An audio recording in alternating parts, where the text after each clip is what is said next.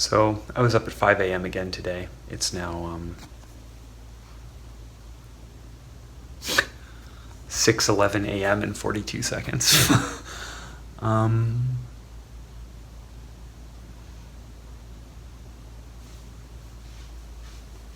Today, I feel much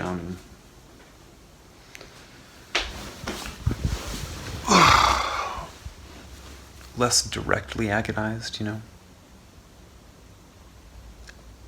physical manifestations of the psychological pain have sort of settled into a dull ache now.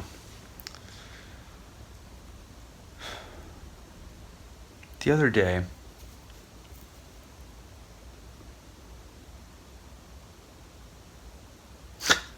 actually, let me back up and tell this story correctly. Yesterday, I recorded mini spells to send to this person that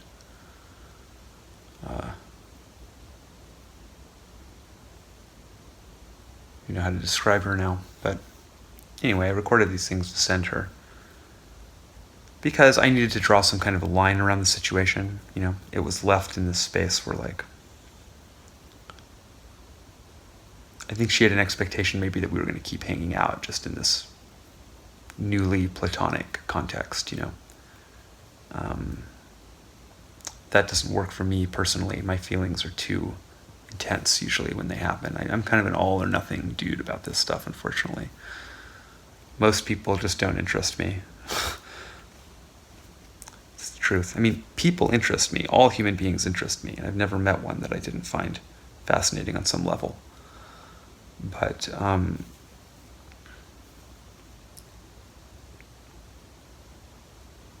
actually attracted to someone to the point that I would want to, be with them. It's a different situation. And so anyway, I was recorded like a video, and I recorded multiple different voice messages, and I didn't send any of these things because they were ways for me to let steam out before I sent the real message. Because my intention with these messages is just to sort of put a boundary around the experience, and for me to establish, that I'm not going to hang around and wait for this person to change their mind or some stupid notion like that. I'm going to sort of take the initiative here and say, well, if this is a new situation, I can't hang around for this situation. So, bye. Very sad goodbye. This was such an intense, from my standpoint anyway, soul connection with this person.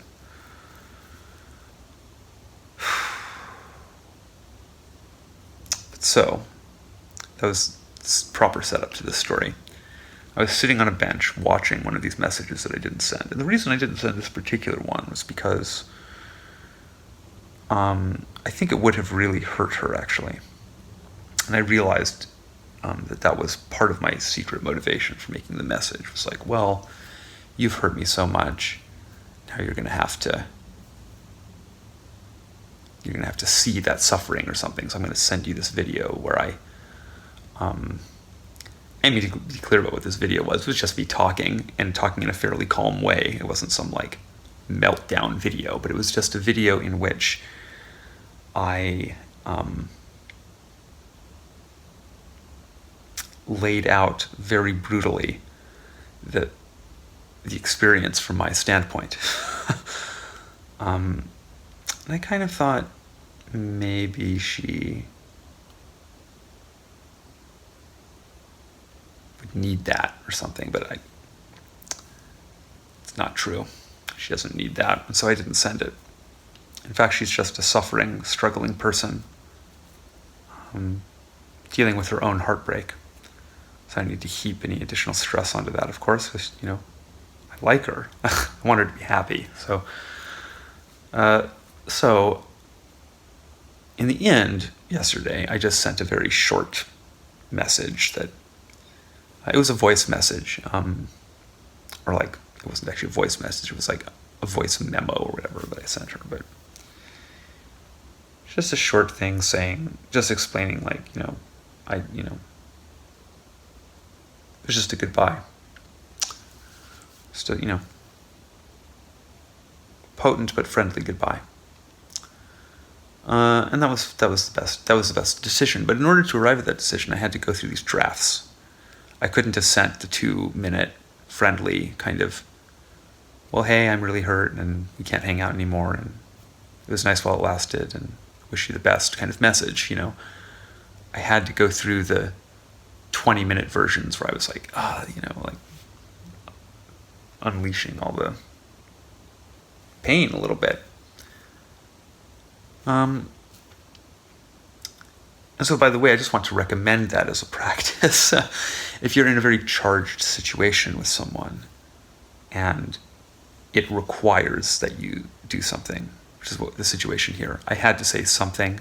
I couldn't just the situation of kind of waiting to see, like, is she going to text me at some point? Or not, or, just that was too much. I had to draw a circle around it, establish the boundaries around it. And,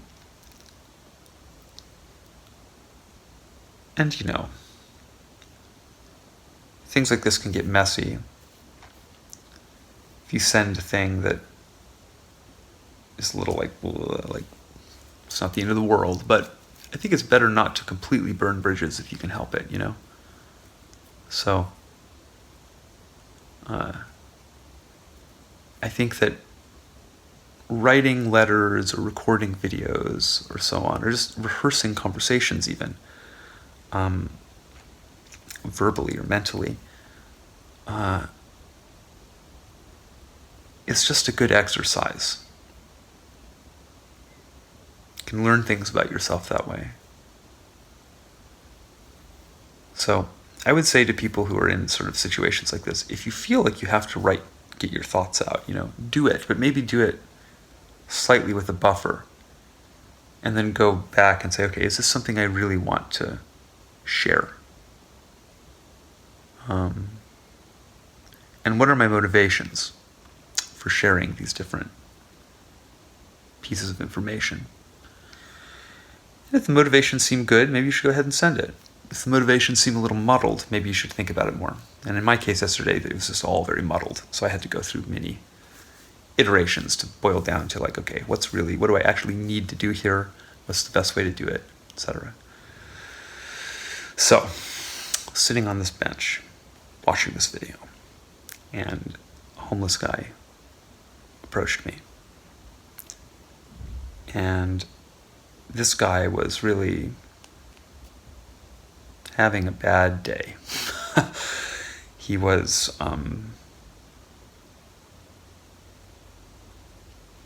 really super stoned on something, probably an opioid of some sort, or something, I don't know. And he wanted $8 for some reason. I don't even remember what it was. He probably said he needed to get on a bus or something.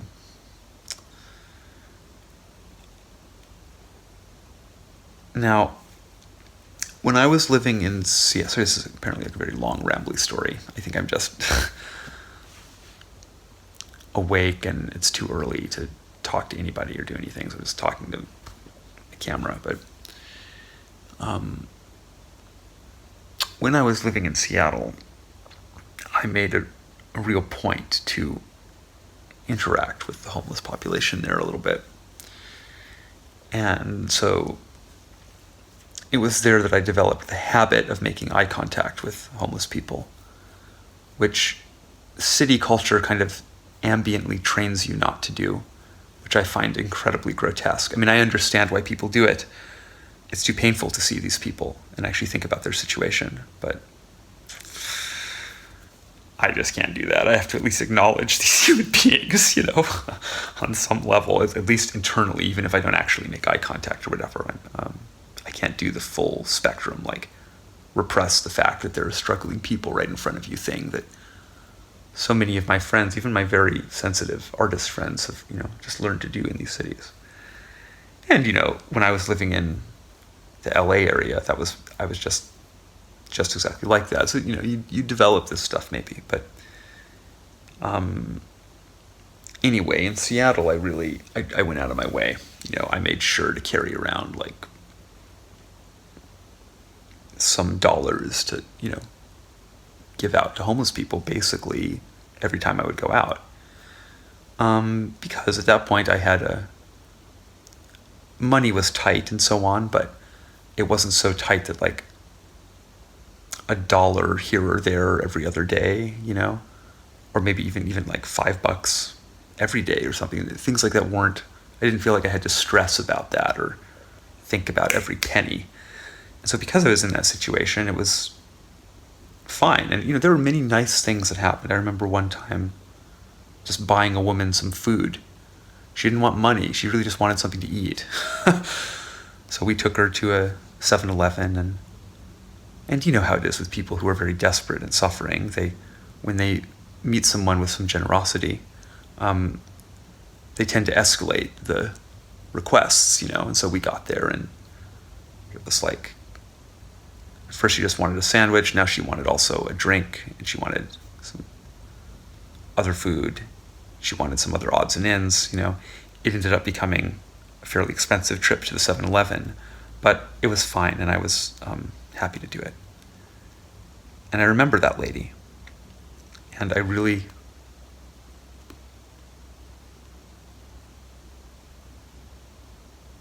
hope she's doing okay wherever she is. So that was what it was like in Seattle. Here in New York, I haven't been doing much of this. In fact, I haven't given any money to any homeless people until yesterday. That's how this story is going to develop. But and the reason for that is just because I am really broke. I am now in a situation where I have to count every penny, and I personally agonize over, do I buy this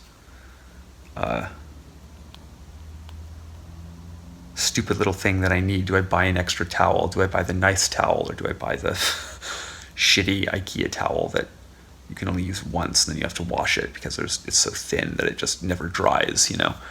These kinds of things are suddenly like issues. So I've been forced to kind of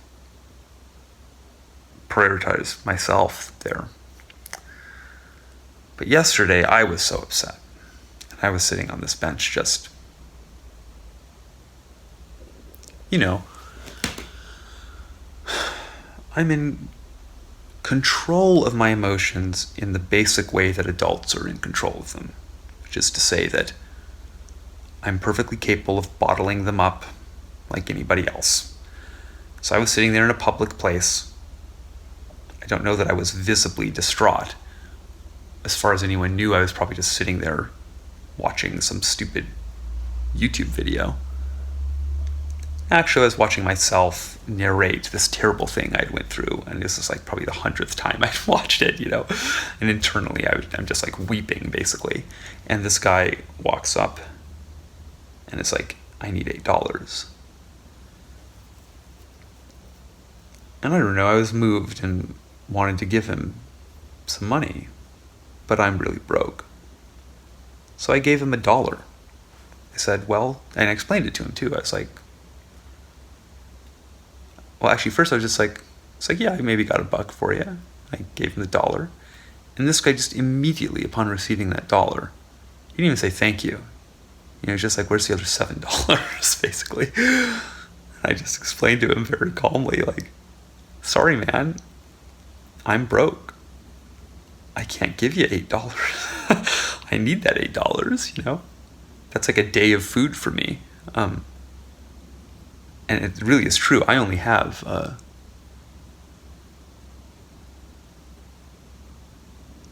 this point, I think I have probably like $250 left. I've really got to conserve it now. There's plenty of money coming in. Many thousands of dollars are going to be coming in, I think, pretty shortly. Not many thousands, a couple thousand. But it's, I'm in it, but I've got to surf until that happens. So I can't just give, essentially like $10, like a $10 bill or something to like random people on the street. I'm not in that kind of situation, unfortunately. So I just said that to him. I mean, a much more concise version of that. I just said, sorry, dude, I can't give you 8, but I can give you the 1. And so, he just stumbled away in his misery. But I realized after that happened that that's actually a very apt description of my situation, in the sense that the person that I was interacting with, I wanted more from them than they were capable of giving in the end, for whatever reason.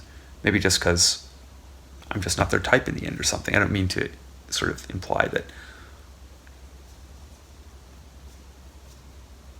anything about that, why or how she made the decisions she made, or etc. They just are what they are. But the end result of it is I wanted $8 and I only got $1. And like this guy, I'm a struggling person. I need those $8, man. And it's been like a journey. And I'm very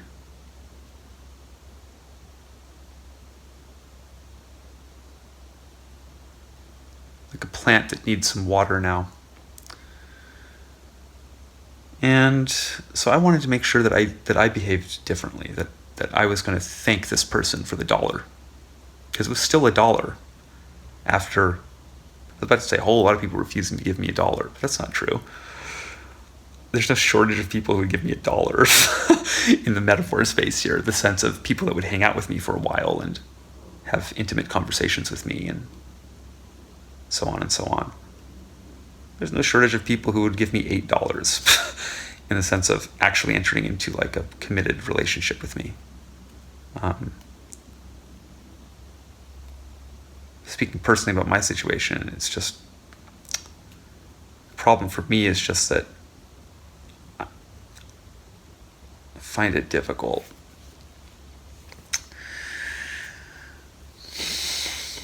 It's difficult because this person was very unique and a very unique fit for me, I think. And human beings are so funny. It's like you get the $1 and now that's the bar. So then you're like, well, I could get those $8. So you want to press for that. And I think part of what's really disturbing me is, and sort of continuing to disturb me even now that my emotions are settling down a bit about the situation, I still have this intellectual problem, which is that the bar has been raised. I find that very terrifying. Previously, I think I would have settled for a much less ideal sort of relationship, just to have a relationship. Exiting this experience with this girl, where it was so, you want to talk about multi-dimensional point correspondence. This was, wow, I clicked with this person.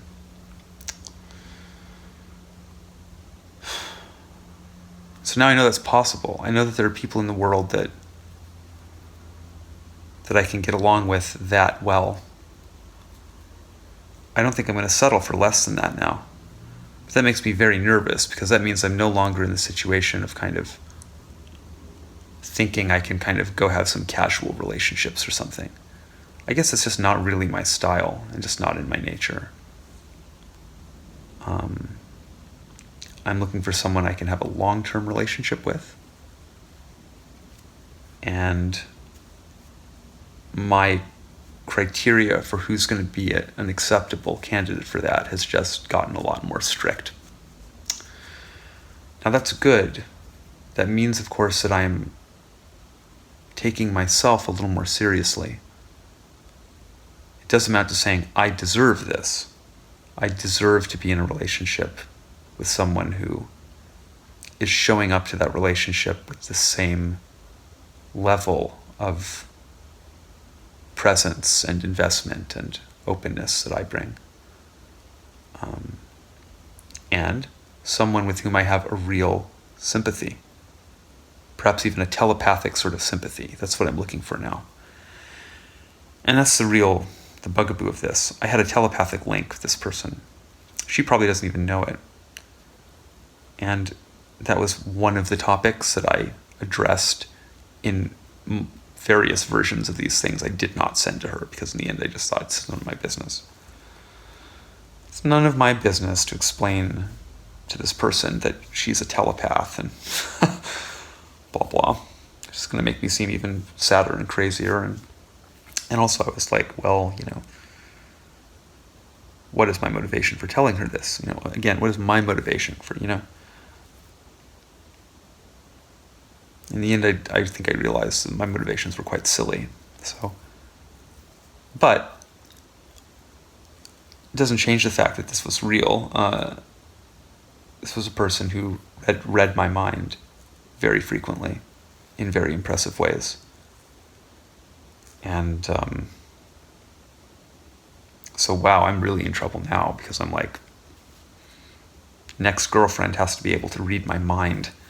That's literally my criteria now. That's going to exclude an awful lot of people, I imagine.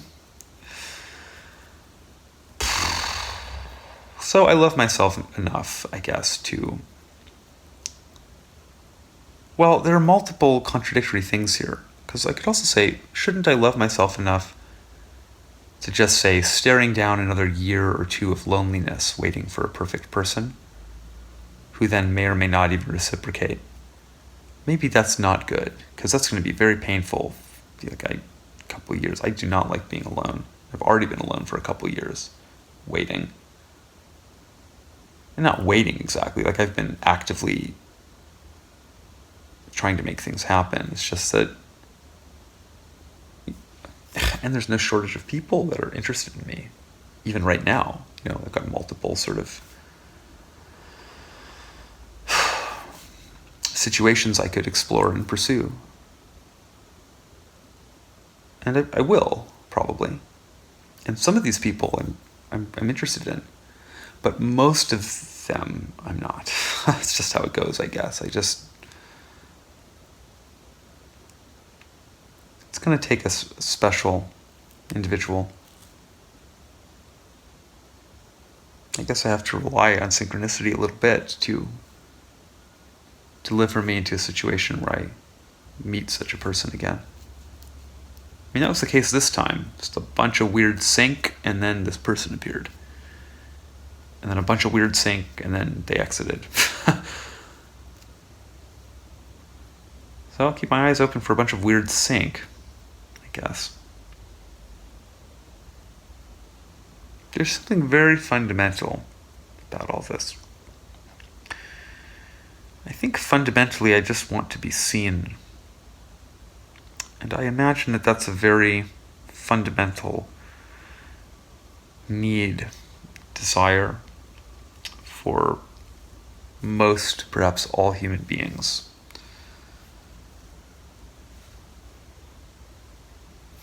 I was in a relationship before where I was loved, sort of.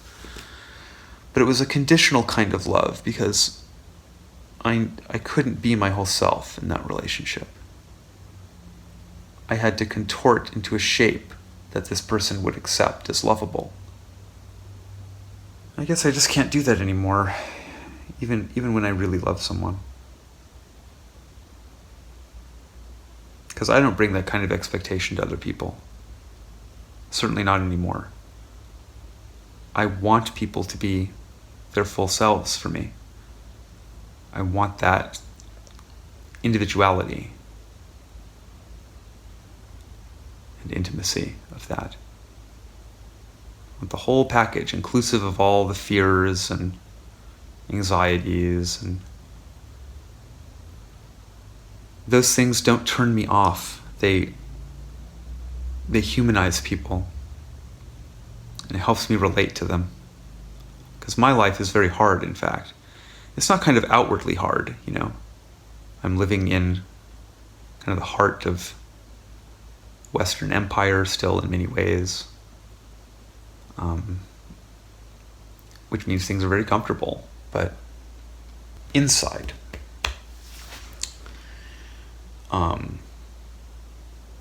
there's a lot of burden.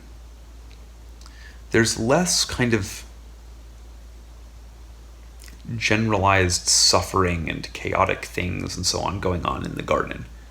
By the garden here, I mean the internal psychological ecosystem. So my life is less hard in many ways than it's been for a very, very long time. I have good tools now. I understand myself much better now. I understand other people much better. My ability to relate to people on a heart level, my ability also to forgive people, and on and on and on. All of those are much better than they've ever been. And my ability to forgive myself and relate to myself in a more loving way is much better than it's ever been. However, it's still just hard to get along with my brain. It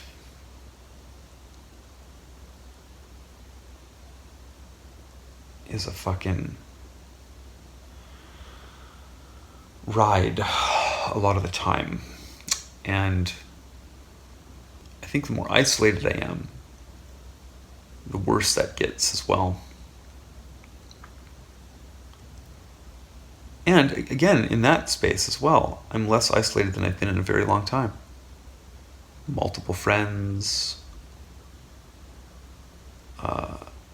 going to various social events, doing all this kind of stuff. It's good, you know. I don't know what's going to be better for me or what I need now. On the one hand, I'm saying the bar is raised. I want to find someone with a particular combination of properties now. And I want to branch into it almost as a diacal topic here at a point. I might get a little stoned for that so that we can ideate more astrologically. But I want to wrap up this section here by saying, you know, on the one hand we have that, and then on the other hand, there's the notion of not going into relationships with some kind of a bizarre checklist of like properties that people have to meet. First of all, I didn't go into this last experience like that. She just happened to. It's actually more, I was about to say, she happened to check all these things on the list, but I didn't even know there was a list. It's more like the list has just become visible to me. I'm like, oh, okay. I guess the thing to do, really, there is no solution to this because it's about how you respond to things as they happen. We don't know what's going to happen yet. So I just have to remain open to things as they come and not try to prejudge situations too much. And also, I should say, coming off the back of this last experience, be slightly more cautious about who I let into my heart. In this last situation, I feel like I almost had no choice. She just burned her way into my heart really rapidly. So, you know, I wasn't expecting it this time. Maybe it'll happen again. Maybe it'll happen in a better way. And maybe I can use a little more discernment to try to tip the table very slightly to make that more likely to happen, you know, and less likely to end in another terrible tragedy, because I've had enough. I really have had enough. I have spent so many years now ideating about tragedy. I could use some unambiguous comedy. Right now I'm getting kind of a black comedy, which is better than nothing, but it would be great to have some unambiguous love in my life again. Yeah, I'm a real sap. But it's good, I think. See, I have to be. This is part of the issue. I'm an artist. You know, I'm many things, but that's very fundamental. If you were going to pin me down on a label, that's probably the one I would take. And to be an artist, you have to be very open emotionally if you're going to make anything good. I can't write songs and make paintings and think about these subtle things and do all this stuff if my heart connection isn't very active. But then I have to experience all this stuff. I can't do the thing that some of my male friends do, where they get really hurt and then they repress it completely and shut down emotionally, and then just sort of have a lot of sex to work that out physically. I'm not criticizing that approach exactly. I mean, I think that approach has the potential to hurt a lot of people. Just like kind of what happened to me, it was just an inverse version of that. It wasn't sexual intimacy, that never happened, but there was immediate emotional intimacy. I almost feel like it was kind of like almost like the equivalent of a one-night stand, but for feelings. I do feel rather that I was used a little bit, maybe not intentionally, but used for fast emotional intimacy, and then discarded once that wasn't needed anymore. And that really hurt me. And so, when you jump into a fast sexual intimacy with someone, it's a risky maneuver. There's the possibility that you might catch something. And I guess I'm just really learning the lesson that that's just as true with your feelings. If you jump into a fast emotional intimacy, there are many things that might be producing that fast intimacy, You don't know if it's legit yet. And so there's the possibility that you might catch a heartbreak, which is what happened to me. So I'm sick with the heartbreak now. Thankfully, unlike an STD, heartbreak will presumably go away on its own. I think if you allow the feelings to be. So that's the good thing. The good thing about my style is I process my feelings right away. It's hell while it's happening, but then I've gone through that. And I've grown and I've absorbed some lessons maybe, and etc. I think when you bottle stuff up completely, it can't heal. It's as if there's a thorn in there, and you've already applied all the bandages and so on, but the thorn is still in there.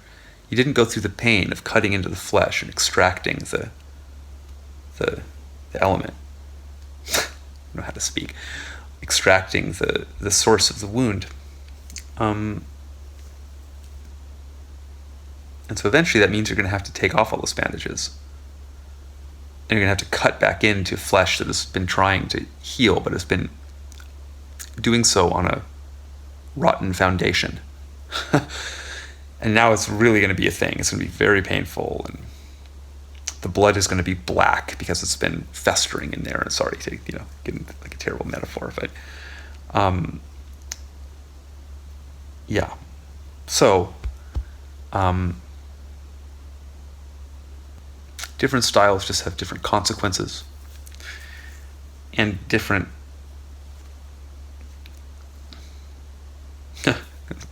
Blade Runner quote, benefits and hazards. It's a benefit, it's not my problem. Really terrible dialogue in that movie, to be honest.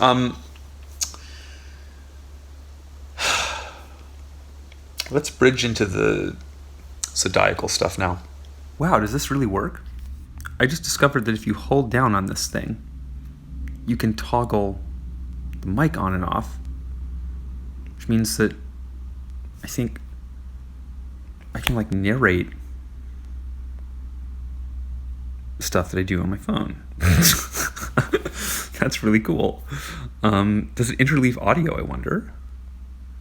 If we open up this yeah, Retrack 63. This is the retrack of the remix of the original. I've been working on this song for a long time. If I play this, okay, now first of all, I can't hear anything. I wonder what the deal is with that. Yeah, it seems to have just disabled this somehow. 7:32 a.m. Well, in any case, I'm not doing anything that involves audio. I'm just, I should take the headphones off too, because I think it makes me talk louder when I have my headphones on. And it's still early here. So here's me. It's all kind of bunched up in the corner there. I'm not very, astrologically balanced, you know? I kind of have this huge concentration of energy. You know, looking at that shape just as a graphic, I would say that the center of energy is almost Sagittarius.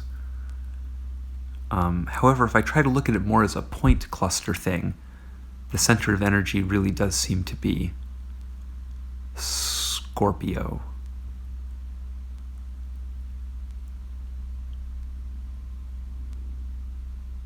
Particularly as it's the midheaven.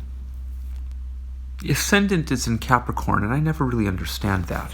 But you see, I always think it's almost as if there's a hole on the other side of the chart, down in that Gemini Cancer area. You know, Cancer is very much about home, which has been an issue for me in my life. Big issue. And it's interesting, I was talking about homeless people before, because in a way I do feel quite homeless, I would say. And have felt for my whole life. I've always had this feeling of being kind of adrift in the wrong timeline.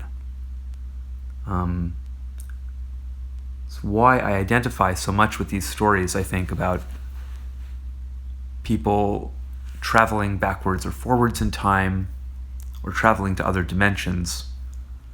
The traveling to an alien world story, for some reason, is a little less compelling to me.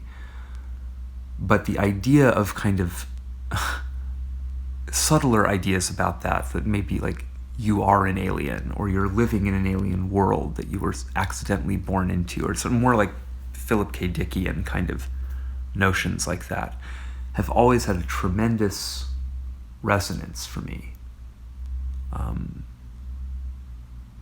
I think it's just a measure of how isolated I feel with my perceptions, you know? And that's just always been true.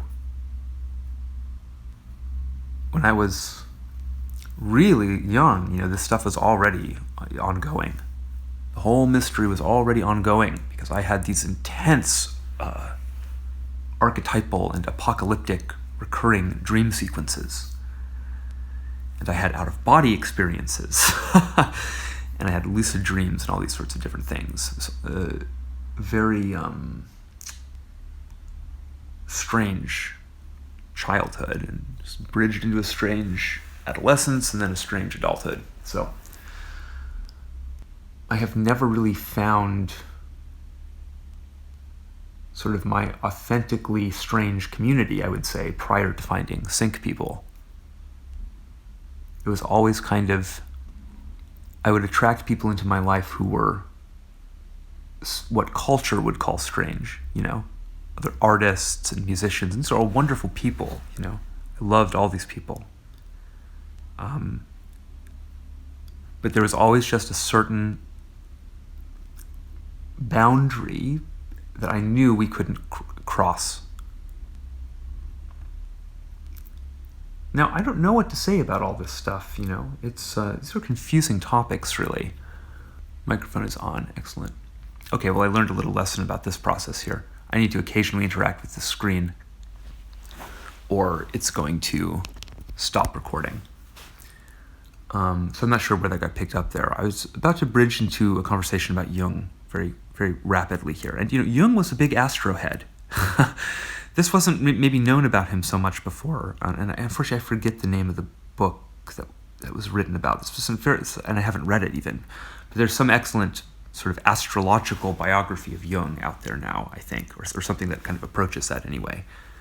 And yeah, Jung had his sort of chart looked at and worked up like fairly regularly, you know? He was really quite involved in the astrological, I don't know what you would call it, lifestyle. And so anyway, what I was going to say was that The question of madness is a question that haunts the entire Jungian enterprise. It just does. That's why the estate was so reluctant to reveal the Red Book. The Red Book is Jung's crazy book of crazy pictures, more or less, and pictures with very heavy religious implications and so on. And I think for very many years, we just did not have the comfort level, I think, in our culture, excuse me, to sit with that in any way. But maybe now we do, because, hey, the Red Book was published finally. And maybe it's not just a measure of, well, is, so many years away from Jung's death and so on. Like, maybe it was more to the point that people are now interested to read it. And look, I can only speak for myself. And of course, in this case, it's quite useless, because maybe I'm just, if Jung was kind of a halfway crazy person, perhaps I'm also just a halfway crazy person, and that's why I identify with his stuff so much. But I don't know. I look at his Red Book, which I think is his big work of art, unfinished, I think Jung had a real problem with art and how he related to it. And I'm not the only one who thinks this. Actually, I read a very, very interesting essay that kind of proceeded on the basis that Jung had a kind of an art complex of some sort. Well, don't we all, I guess? Isn't life kind of a work of art, and a complex one? But if that's what this is just about on some level, perhaps it is just about certain people are able to pass between worlds. And the two worlds are just the worlds of sanity and madness, more or less. Sanity is defined by culture. Culture is a complicated thing. It's not just an idea. It's not just a big distributed system, because a big part of culture is entrained to human instinct and motivated by instinct. So culture, like everything else we encounter in this reality, is natural. It emerges out of deep, integrated, complex. Yikes! This is becoming a real problem. It just stopped recording again. Enjoying Astrofuture? I'm not going to rate it right now. Although I am enjoying it. I think this is a really cool app. So, what was I saying? That really interrupted my train of thought there. I'm going to have to do like a memory rewind scramble thing here to try to figure out what it was I was talking about. Jung, the Red Book, all this stuff to do with madness. So yes, passing in between two worlds, etc. The world of sanity is defined by culture. Culture as a complex thing that is both very fast-moving, like an idea. It's not an animal. It's some big. What is culture? Very, very good question. We could probably do an entire video about it, mini videos about it. So that's just to say that what is sane isn't just arbitrary. I think sometimes people who are a little bit of the kind of artsy-fartsy persuasion or whatever can get into this mode where they think, it's all just arbitrary, like anything can be anything. And I don't really believe that. I think that culture is a pretty solid thing in many ways. It's very slow-moving in certain ways. And I think if you look at culture throughout history, the most striking thing about it is how similar it is. It never really changes that much. Culture has just the same expectations pretty much all the time. Now, this is quite a paradox about it. At the same time, it also is changing radically all the time, and huge cultural disruptions can come in from out of nowhere. Things like this device I'm holding in my hand, the iPhone. This was a huge disruptive thing. And things like religions and new ideas can also be very disruptive things if they gain traction. So culture is itself something that has stable and unstable aspects and so on. It's not merely a stabilizing force. Culture is really just another word, I think, for the aspects of human nature that the ego has absolutely no control over directly. So sanity is a certain thing. It's not arbitrarily defined. And madness is a certain thing, also not arbitrarily defined. And maybe it is the case that for the vast majority of people in the world, they dwell on one side or the other. Some people are born into madness. Some people are born sane and eventually pass into madness because they develop an illness. And I should say, unfortunately, I've known very many of those people in my life. They seem to find me. And they seem to find me often when they're right on the edge of passing into what I now call the dead world more frequently, but let's call it the world of madness here to fit the theme. So I've lost very many people to psychosis, schizophrenia, and I've known very many bipolar people and people with various sorts of heavy and serious mental disorders that really interrupted their lives. And that's never been me. I've always gotten by just fine, I got my PhD. A friend of mine whose name I won't mention,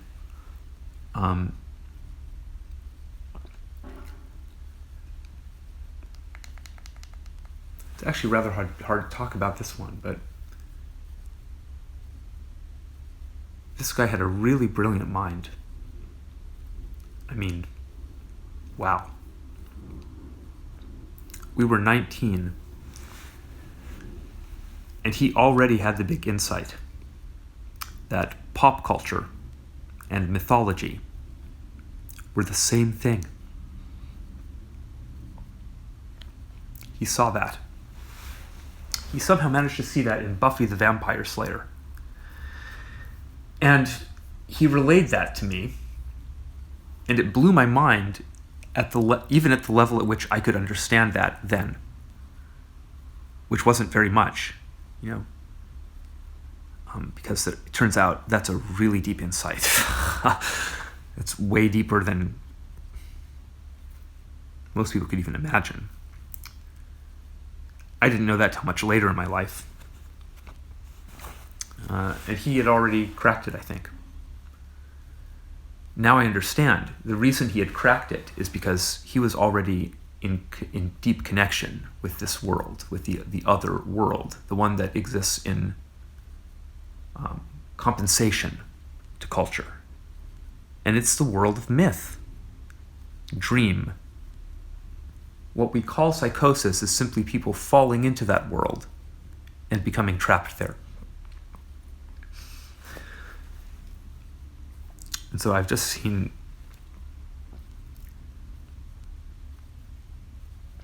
many people get trapped. Now, of course, the impulse is to help. You want to help somehow. But it's very difficult to determine how to do that, of course, because in many of these cases of sort of true psychosis and so on, it probably is the case that there's something structurally the matter with the brain. That's my attitude. I think because they often have such a degenerative quality, and that's not always true, but I think that's because the diagnoses are probably still a little too wide. Too many things are just called schizophrenia. So sometimes you have people who develop a madness, and then it's kind of isolated. It comes on like a storm for some number of years, and then it passes. And there really are stories like that, But it's also certainly true that in many cases, it's really not like that. there are early kinds of signs and symptoms and rustlings, and it just gets worse and worse and worse and worse. And, usually at some point in the 20s, it, breaks apart and never gets put back together. And, that's probably it's just like someone born with any other degenerative illness. It's hard to know what to say about situations like that. It's just part of the fabric of life, though. But what I am actually is a person who can move freely between those two domains. Like my very earliest fear and my deepest fear as a child was the fear of being trapped in my dreams. I was obsessed with the possibility of that, particularly because often when I woke up from my dreams, I would wake up into out-of-body states. I'd be like floating above my bed, just like in this weird mode, kind of paralyzed, and then like float down back into my body. It's like, I don't know if any of you guys have ever had out-of-body experiences. I rather expect many of you probably have, since we're all kind of weirdos in this corner of the room, of the virtual room, whatever this is. But they happened to me when I was so young, you see. I can't remember not having them. And they were so frequent. With every night I would have these strange out-of-body things. And then also the quality and the texture of my dreams were so dire. They were all dreams about the world ending and about how I had to help prevent that. They were very heavy, these dreams. They terrified me. And those dreams, to me, because they were so potent, they were the kind of acid burn religious dream, like they were in a way more real to me than my real life was, even when I was 4 or 5, 6. Amazingly, I had parents who were very equipped to deal with all that. Maybe that's how it works. You get parents with certain traits, and then maybe those traits get amplified in the kids, So my dad is a sensitive person. My mom is a sensitive person. They both have sort of deep intuitions about things that are often correct. My dad is a person who very much believes in... I'm just trying to think how to formulate my dad's worldview most succinctly. I'm going to get it. The power of love to transcend all things, even time itself. And let's add sort of as mediated by the big love of God, something like that. I mean, that's just the essential view, I would say, sort of the basic mystical view. And it's pretty common in all these different, I would say the same thing about Jung. I'd say that was his basic worldview. I would say it's my basic worldview. I would even probably say, ultimately, that was probably something like Aleister Crowley's worldview. A little muddled maybe or something in that case, but so that's just the view. And so I had parents who were already very much in that view and were very ready to kind of accept and deal with the reality of a kid having very intense dream experiences and even things like out-of-body experiences. So when I told my dad about what was happening, it's like, yeah, that's an out-of-body experience. And my dad had himself had out-of-body experiences when he was a kid, which just had the effect of normalizing it. And then I didn't have to be so directly afraid of it anymore. But of course I remained very anxious about it and also it made it very hard to relate to other kids who weren't having these kinds of experiences. It takes a while to discover and accept certain things about yourself, even if those things have just been absolutely sort of central and defining in your life from the very beginning. Maybe even especially in those cases, because it kind of almost recedes into the background. It just becomes the it's so common that you don't even see it. Every situation is just reflecting it, and eventually you kind of tune it out. And so in my case, it's always been this issue. I move between. So now I know that about myself. And I want to be useful. I want to be helpful. I want I want to orient that ability in a sort of a service-minded direction, And so this YouTube channel has been an attempt to do that. And a big part of it, I think, has just been about trying to normalize a little bit. Like, this is what the other world looks like. It's just an objective place you can go to. It's the other side of the brain, more or less. It's all this weird right hemispheric stuff. I think it's just an issue. We don't have a wisdom tradition in the West. But we're still human beings in the West, and it's just the case that in any given population of human beings, there's going to be the shamans. There's going to be the people that are in touch with the dream in a much more direct way. A very unfortunate effect of Christianity. And this is something I can say now as someone who, in a way, almost identifies as a kind of strange, futuristic Christian. Not really, because I just can't get along with actual Christians in almost any capacity, typically. So that's just the point, though, is that Christianity became this thing that was very destructive, and in many, many ways at once. But one of the deeply destructive things about it was that it pushed shamanic spirituality out of the conversation, repressed that stuff very, very heavily. And in the West, it went into alchemy and into various Western magical traditions, the occult and esoteric traditions, and so on. So that stuff is there, and I think we are seeing now a large wave of people connecting to the occult and to what sort of Western mystical traditions. It's just that they were developed in a sense, how to put this?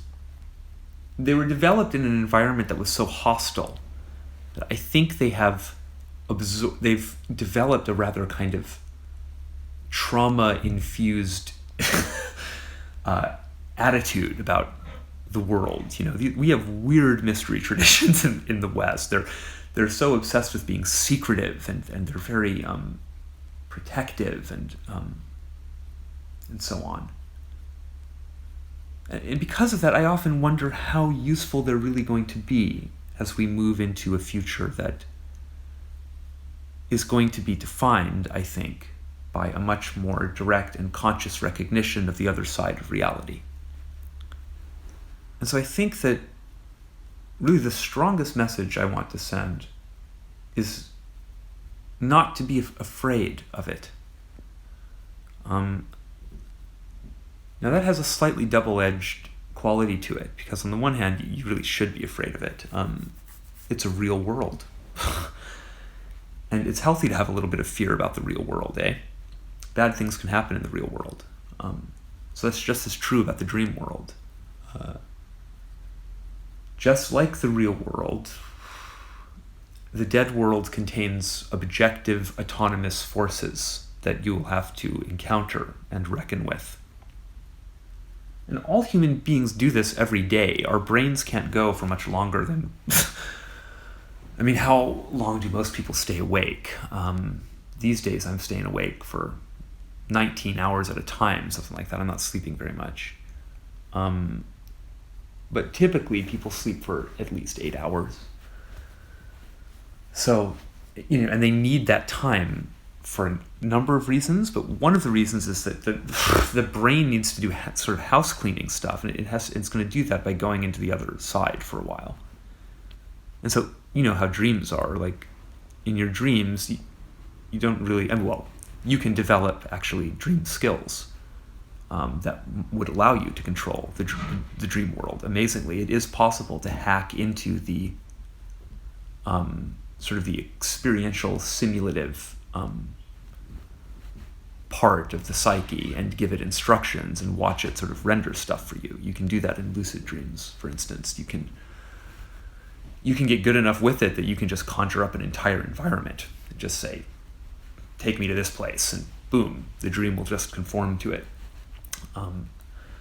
I never got quite exactly that good, but I was able to definitely summon elements in my dreams and summon people. I could like put together a party. I could say, okay, I want Albert Einstein, Madonna, Jay-Z, just like give me this like weird team of explorers, and we're gonna go mess around in the dream world. I think incidentally, when you do that, you're depriving yourself of something, though, because that part of the dream is really just a display. The point is that many things might be appearing to you through that display. You don't know what all the information is yet, what the sources of that information is, And so it could be, in fact, it could be that something from the future is appearing on your display, your dream display. It could be something deep from your unconscious, a story. That's how normal dreams go. In a normal dream, it's a movie. And there's a kind of a narrative flow. And that narrative typically includes a lot of complicated pictures that most people don't pay very much attention to, unfortunately. Most people don't remember dreams with the resolution, in fact, that would be necessary to think about those pictures later. And that's something that can come and go. It's a thing you have to use, though. If I'm not keeping an active dream journal, my dream recall resolution goes way, way down. And right now it's pretty poor. And it's unfortunate because I have dreams that, or I've had dreams like over the last year that involved like full page, like alchemical, like images, like as if I was reading alchemical texts, with all these impressive symbolic elements. And gosh, I just can't remember what any of that stuff was. I'm sure it was all highly meaningful, What a shame. I wonder, incidentally, if this isn't something that some very futuristic technology might not be able to help us with someday. Sort of dream recording ideas there, But so, you shouldn't lucid dream all the time if you are a person who has that ability. Which, by the way, if you do, congrats. It's a really cool ability. I had a whole lot of fun with it in my 20s. And still, when I have like a lucid or semi-lucid dream, it's just always like a pleasure, This stuff is so interesting and so subtle. I am going to get into my chart and talking about relationships and all of this again in a second, but I'm really enjoying this kind of free form, whatever this is at the moment, so I'm going to keep going with it. I eventually developed the ability to directly enter the dream world from a conscious state. I can now meditate my way into a dream. And in fact, it involves entering a state of sleep paralysis from which you can then launch into a variety of, let's call them extended states. I can go into a lucid dream. I can go into an out-of-body experience. I can choose to just fall asleep and have a conventional dream. I can also linger in the sleep paralytic state and have hallucinations like in the room. I tend not to do that because that's rather distressing. And also I don't want to give the impression that this is like a skill that I've mastered. It's more like something I've done a grand total of 2 times. But it's just because I haven't had the space or the time in my life to develop it as a skill. It requires a lot of concentration. I now have the confidence that given a couple weeks, I could probably make it happen again. I think it's just a matter of getting into the habit of trying to stay awake while you fall asleep, trying to keep your mind active while your body goes into its paralysis mode. And once you're in that state, that's just a very useful shamanic state. So just word to anyone who's trying to develop skills like this. You might want to work on trying to get on being able to willfully induce a sleep paralytic state. It's a very, very useful tool. I had problems with sleep paralysis, and my brother did as well, so we have a natural kind of ability for it, I guess. And also there are aspects of it that are profoundly unpleasant. I have very, very loud sounds when I go into sleep paralysis, things that sound like explosions and cracks and things detonating in my head, which are kind of terrifying initially, like before I got used to them. Now I just think of it as like dendritic activity or something that I'm hearing for some reason, because this like noise repression stuff has gone offline, because a bunch of things have gone offline in the sleep paralysis state. Okay, anyway. I think that developing subtle abilities and techniques, and what are we talking about here? To me, I relate to these things as just really, sort of psychic abilities. You're tuning a psychic ability there of some kind. Certain people are disposed to that, predisposed to that. Certain people are just very interested in it, and maybe have to work a little harder to develop those skills. But I think things like lucid dreaming are really things that anyone can do. Anyone who has, maybe it's the same thing like with music. There are certain people who are really just tone deaf. There's actually a problem in their brain, unfortunately, of some sort. They can't hear a pitch correctly, or maybe they hear it correctly, but there's some profound disconnection between what they hear and what their voice does, and there's just some bridge that can't be, But that's not most people. Most people might say they're tone deaf because they can't sing well, but it's not because they actually can't hear that they're out of tune. Exactly, the point is that they hear that they're out of tune, and so they're embarrassed, and so they tell you that they're tone deaf. Actually, tone deaf people don't tell you they're tone deaf. They think they're great singers, and you can't convince them that that they don't have the most amazing voice. What a weird situation. So maybe it's kind of similar here. Maybe it's the case that for some people, things like the occult and things like extrasensory perception and dream skills and all this kind of stuff might seem very enticing and mysterious and look very interesting. In the same way that someone might really admire musicians or great athletes. I wish I had more athletic ability, for instance. I just am kind of a klutz, though. Like, I just can't, the closest I get to anything like that is dancing. And then all the art stuff, which is like small muscle athletics in a way, particularly with singing and so on. That really involves warming up and warming down, and I steam my voice, and I steam my voice box with I'll just shove my face into like a pan of hot steam with like a towel around my head and do silly things like that to try to take care of it. So in those domains, I'm maybe a little athletic, but I always wish I could my brother was always so good at stuff. He was like a cool skateboarder, and I thought, if my brother can be a cool skateboarder, maybe I can too. But the first thing my brother tried to teach me on skateboard, I basically broke my ankle. I didn't actually break it, but it was like a really terrible sprain that took forever to recover. And anyway, sometimes that's just the sad fact. You're just not good at a thing. But I think that most people can learn to be good at things,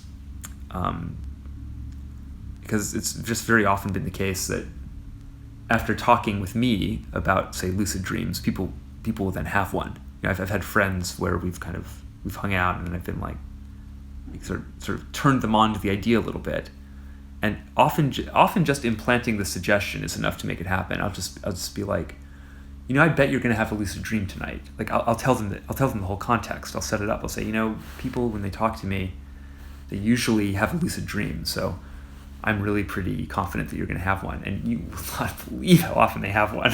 It's just the belief that you could do it and that it's going to be a cool experience is enough. That's how it is with this psychic stuff. It's a lot about belief. So those of us who are doing this kind of work have to learn how to wield belief. And that's a very fraught thing often, because belief is a very powerful human ability. And I don't know, I would consider humanity as being in the very early stages of discovering how much it can do with its belief, with the power of belief. It's much more than what the medical community would currently understand as a placebo effect. It is that, and the placebo effect itself, as understood by the medical community, is a very powerful and amazing thing that is underappreciated, I would say. But I mean something with a rather harder edge than that. I think we can really summon things into history with belief. And so that's why I'm some kind of occultist, I guess, in the end. But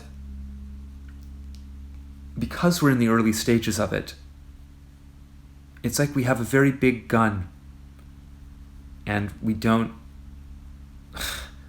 realize yet what we're doing with it. So there's the potential, I think, to do a lot of damage with it. And I think actually that the history of religion is eventually going to be seen that way. It's going to be seen as the history of humanity discovering what it can do with belief in conjunction with this dead world interactivity. It's religious belief in particular. It's a very interesting zone of the human animal. Right now we're very scared of it, and so we're just repressing the whole issue, it seems to me, in the West broadly. We're just hoping this problem will go away. The problem of religious belief and of human spirituality is not a problem that is going to just go away, obviously. This notion that the atheist community has that science and reason and rationality and all this are going to just obsolesce religion. It's simply a very naive notion. I'm not criticizing it on the basis of that, like, that would be a good or bad eventuality. Maybe it would be good. And in a way, I agree. I agree almost in the same way that I would say that about, like, sexuality. I often have days where I'm just like, I wish sexuality didn't even exist because it is such a fucking pain, I'm sure people can relate to that. Like, it just fucking sucks sometimes. So, like, couldn't we just do without it? But of course, that's not realistic. Sexuality is instinctual, and we don't get to pick that. We inherit those instincts from deep evolutionary computation. And it's exactly the same with spirituality. In fact, Jung thought that sexuality and spirituality were really the same thing. And that's very much my view as well. Which incidentally means that it's very important that people not repress their sexualities in the context of spiritualities. This is another profoundly destructive aspect of Christianity. I do suppose I feel motivated to talk about Christianity right now a little bit because of what I see going on with Kanye. I don't think he's on a good trip with it, ultimately. I think there are aspects of his trip that are good, probably. But it just seems to me that he's perpetuating many of the very classical problems of Christianity, including this thing where he's now, like, apologizing every time he says anything even remotely uncouth, like, just in terms of, like, fuck and ass and, like, words that, like who cares? And now he's performing this weird Christian thing of, oh, I shouldn't swear because the Lord is always watching. Like, I find that attitude just bizarre, I think it's a deeply repressive, strange thing that I have just never been able to get along with at all. And and because of that, watching this dude, like, I just want to indicate that that's not the only way to relate to spiritual ideas, obviously.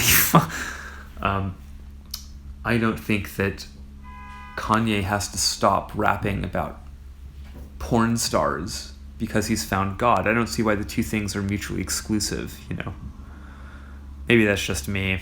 I don't know. But I'm just always more interested in trying to integrate things.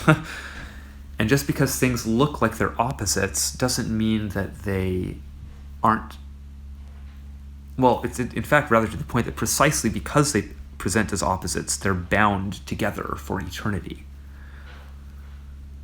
The binary pairs are not separable. You can't really split them apart, it seems to me. You can only figure out how to fuse them into something at a higher level. So you see, the opposites always demand transcendence. That's a very important point, both in the occult context and in a very technical sense, thinking about systems theory. If anyone wants to know more about this idea, about the idea of binary oppositional pairs as a thing that demands integration at a higher level of systems functioning, at a higher level of higher integrative level, precisely, you should read Gregory Bateson, Ecology of Mind, and just really anything else by Bateson. But that book is really great because it's kind of a compilation of like many things that he wrote, and it's also very friendly and absolutely brilliant. And he'll explain in there the whole thing about the double bind. And Gregory Bateson, as I say really quickly, Gregory Bateson was a scientist and a psychologist. He was also called a cybernetician. Cybernetics is a theory of information science that has a lot to offer still. People should go back and discover cybernetics a little bit. And cybernetics was actually my bridge into the occult in the end, into alchemy and into all these other things. I was able to walk through cybernetics from. I should qualify by saying, like, I had gotten into a state in my late 20s. I was in this relationship where I couldn't really be a shaman in this relationship. This girl was just not going to tolerate that. It was too scary for her. And I loved her very, very deeply. So, of course, I didn't want her to be scared. And so I really suspended this whole area of my life. I didn't realize yet that it was the fundamental stone of my life, So I did my best. I did my best to be more normal. And so I had gotten into a situation where I was just very out of touch with this stuff. And for me, cybernetics was a way for my left hemisphere to start talking to the right again. There were many things that helped me do that.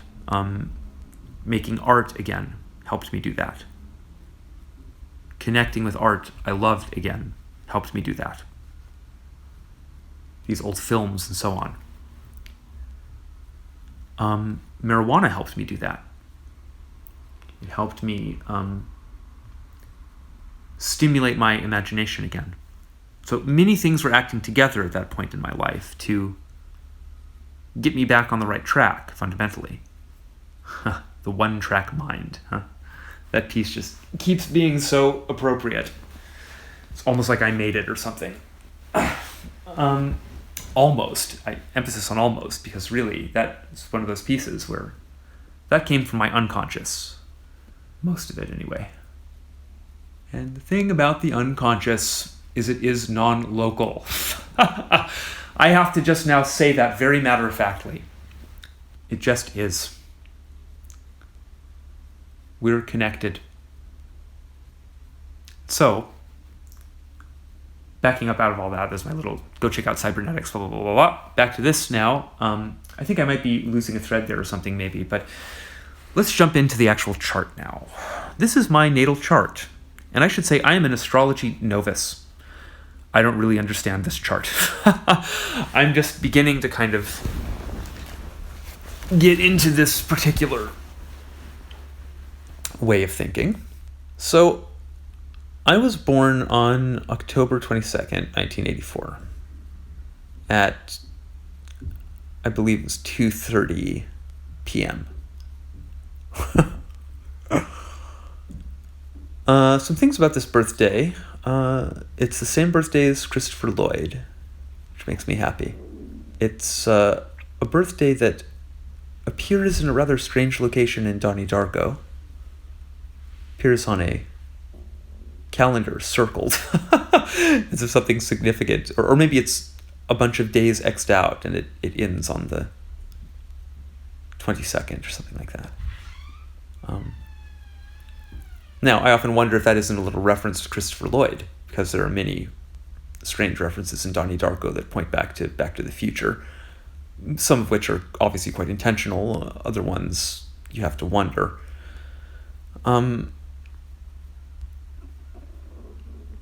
in any case, it happens to be the very last day of Libra, moving into Scorpio. So let's get rid of the transits here. I love that the natal chart is a little bottle. I should rate this thing. It really is a nice app. I wish I could rotate this though. That would be great. Also, just a thing, I don't know, I kind of want to see it like spinning very slowly, just as the default. And then if I touch the screen, it should stop, There's no reason to look at it in this orientation. It's a big circle, so we should just have it, rotatable. Anyway, there's my sun. Natal sun in Libra and in the 9th house. These are all true statements about me, I would say. However, these are the kinds of things that most people in my life would say about me. Most people don't see the unpeaceful, uncalm, disturbed genius. Most people see the peaceful, calm, undisturbed, clear pool. I relate to others, So people, people gravitate towards me, especially people that are suffering, because they see, oh, here's someone who really has it all together, and who is also very open and empathic and generous and makes me feel really nice and warm. I figure out what people need very quickly, and I'm very happy to supply it. I can bring many aspects, and I like to see people light up, and I like it when people are intimate with me and tell me intimate things, and people just volunteer that stuff to me, really. It's amazing. Strangers even, people just tell me the most tender things about themselves sometimes. But my issue is that this sun is barely in Libra. Incidentally, this 9th house business is, I think we can all see how this might apply to me, right? I hope this is okay. Like, obviously it's whatever. Why would it be okay or not okay? People who are interested in hearing me talk about myself at this level will watch. People who aren't won't. This has always been some kind of weird halfway diary. Like, I'm not even sure what this thing is. It's an outreach, but it's an outreach that's trying to be very...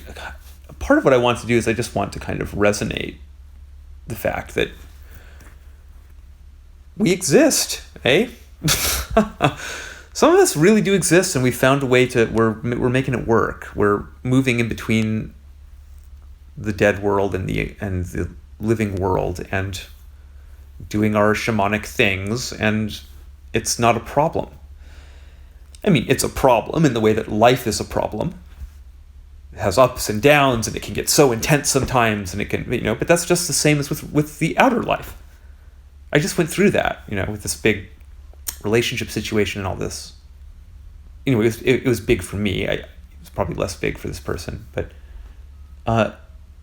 and that was it was like a dangerous encounter emotionally, and it was, but I don't really regret it. And it's the same way with the inner world. Shit can get real in there. And this makes the normals just so agitated, because they don't know how to differentiate it from someone being crazy. Because that's what we're doing in a way. That's what the shamanic thing is. It's a contained madness that you're going to use in the spirit of service for your tribe, for your community. And so this stuff down here, You may travel, counsel, and be a teacher to others. Exactly. That's what I'm trying to do here.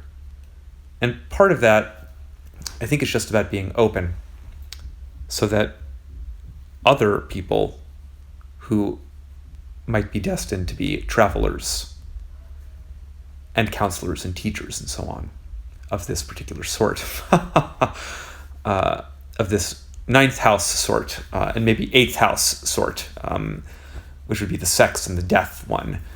This is philosophy and religion, but sort of that area of the zodiac, yeah, we're here. If you're just activating wherever you are, that is wonderful. Don't be afraid. Things are going to get very weird probably. Reach out to people.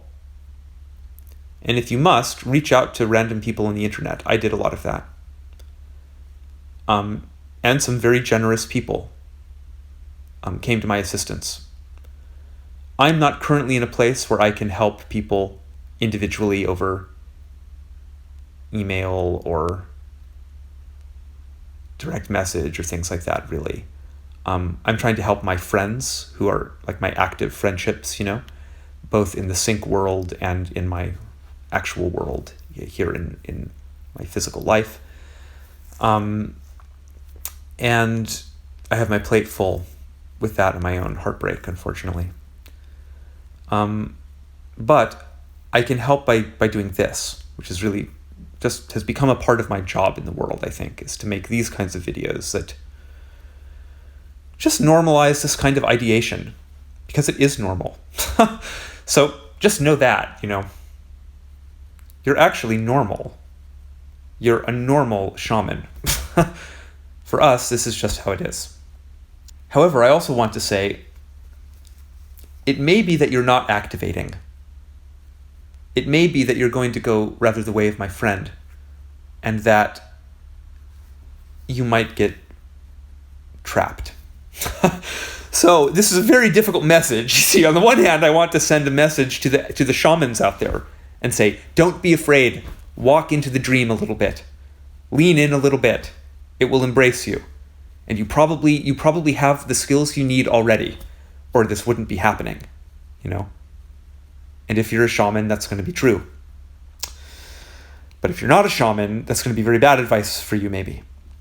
And it's going to be especially bad advice if you're precisely not a shaman, but someone who's going to become crazy. And in that case, I'm sorry to say that there may simply be no help for you. I'm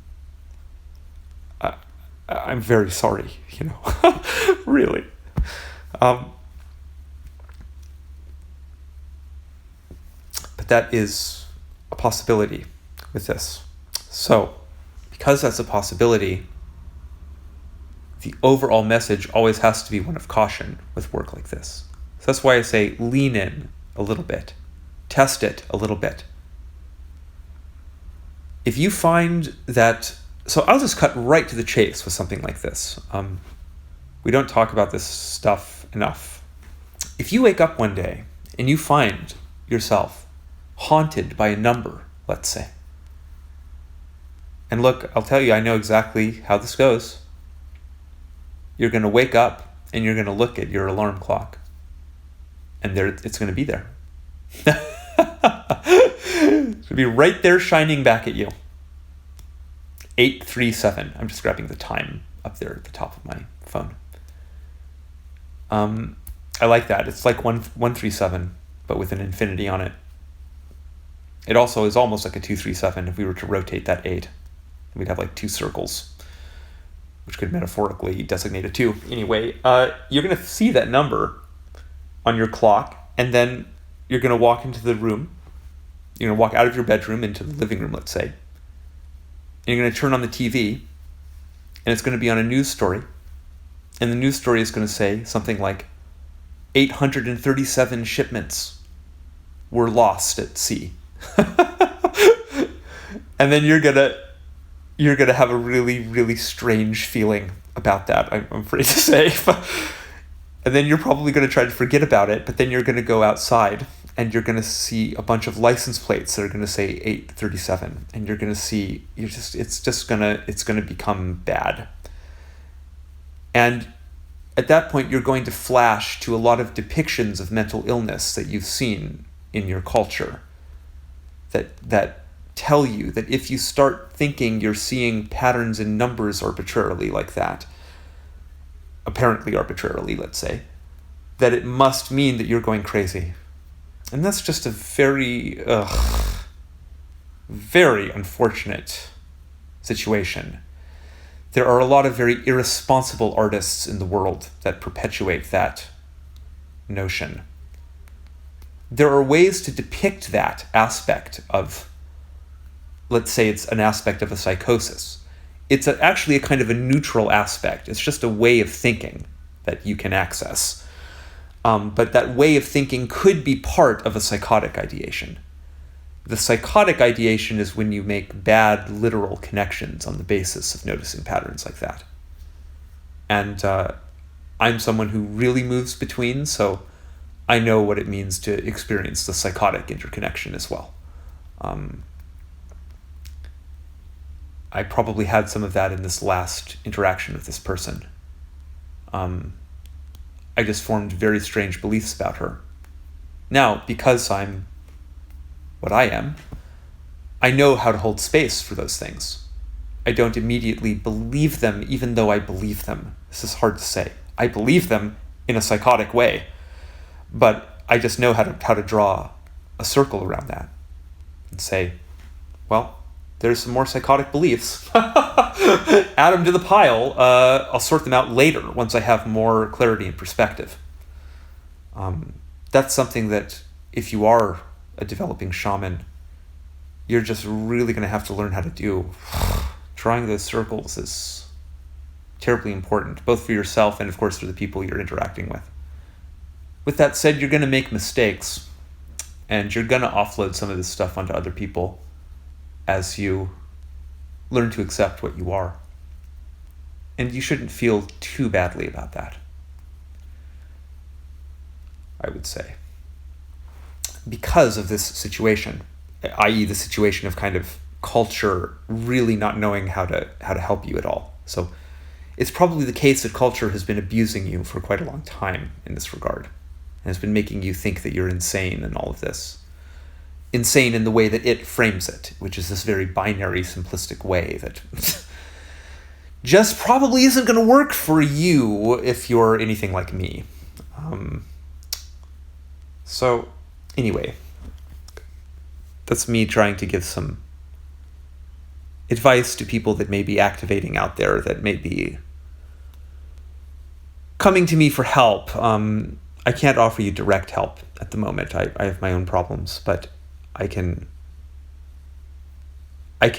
run this channel and offer kind of generalized advice about how to cope with these sorts of issues. So when it comes to the numbers, it's not that you're just noticing something in noise. It's actually not that.